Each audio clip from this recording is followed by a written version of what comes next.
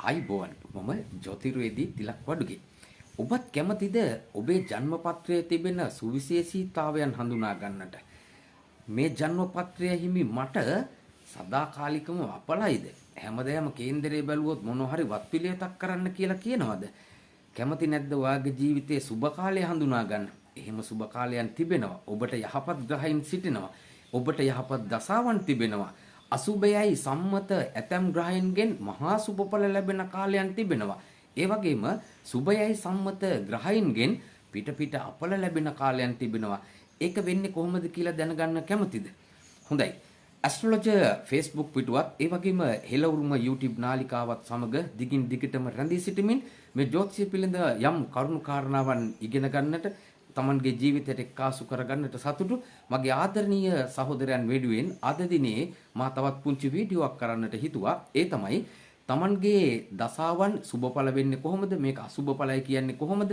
සුබයයි සම්මත ග්‍රහයින්ගේ කාලය අසුබඵල දෙන්නේ කොහොමද? මේ වගේ පුංචි කරුණු කාරණා කීපයක් කතා කරන්නට.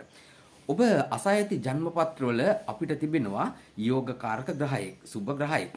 ඒ වගේම 22 දීර්ඝානාධිපති 64 නවාංශකාධිපති එහෙම නැත්නම් බාධකයයි කියන ග්‍රහයෙක්. ජ්‍යොතිර්වේදීතුමාලා මෙලෙස ලියා කියා දුන් පමණින් ඔබ දන්නවාද මොනවාද කියා? බාධක ග්‍රහයා ඔබට සුබ ග්‍රහයෙක්ද විය හැකි. ඒ බාධක ග්‍රහයාගේ කාලය තුර කරන්නට කියන්ට දෙන්නව වැඩ කටයුතු යම් පසුබෑමකට ලක් වෙනවා විය හැකි. ඇතැම් විට අපුයි සඳු බුද්ධ ගුරු සිකුරු ආදී සුබයයි සලකන ග්‍රහයින් ඔබට බාධක ග්‍රහයෙක් විය හැකි. අපි අද බලමු කොහොමද මේ බාධක ග්‍රහයා 22 දීර්ඝානාධිපති සහ 64 නවාංශකාධිපති කියන ග්‍රහයින් හඳුනාගන්නේ කියලා. හොඳයි. ඕනෑම ලග්නයකට ඕනෑම ලග්න භාවයකට චර තිර සහ උභය වශයෙන් බෙදීමක් තිබෙනවා. ඒ කියන්නේ මේෂ වෘෂභ මිථුන ආදී කොට වශයෙන් මීන භාවය දක්වා මීන රාශිය දක්වා ගත්තපුවාම මෙය චර තිර සහ උභය වශයෙන් පිළිවෙලින් බෙදාවෙන් කරනු ලබනවා.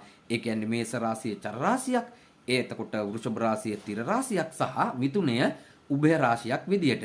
මේ ආකාරයට චර තිර උභය රාශීන්ට 11 වන්නාධිපති 9 වන්නාධිපති සහ 7 වන්නාධිපති බාධක වෙනවා කියලා સિદ્ધාන්තයක් තිබෙනවා. අන්නේ સિદ્ધාන්තයට තමයි ජ්‍යොතිර්වේදින් ඔබට කියන්නේ මේ අසවල් ග්‍රහයා ඔබට බාධකයි, මේ ග්‍රහයාගේ දසා කාලය ඔබට සුබඵල මදි කියලා.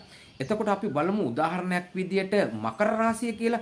මකර රාශිය ගත්තොත් අපිට යෙදෙන්නේ චර රාශියකට. ඔබ ගැන බලන්න මේෂ වෘෂභ මිථුන. එතකොට චර තිර උභය ඉවරයි. ඊළඟට කටක සිංහ කන්‍යා තුලා වෘශ්චික ධනු. නැවත මකර පටන් ගන්නේ චර රාශියකින්. එතකොට චර රාශියකට 11 වන්නාදී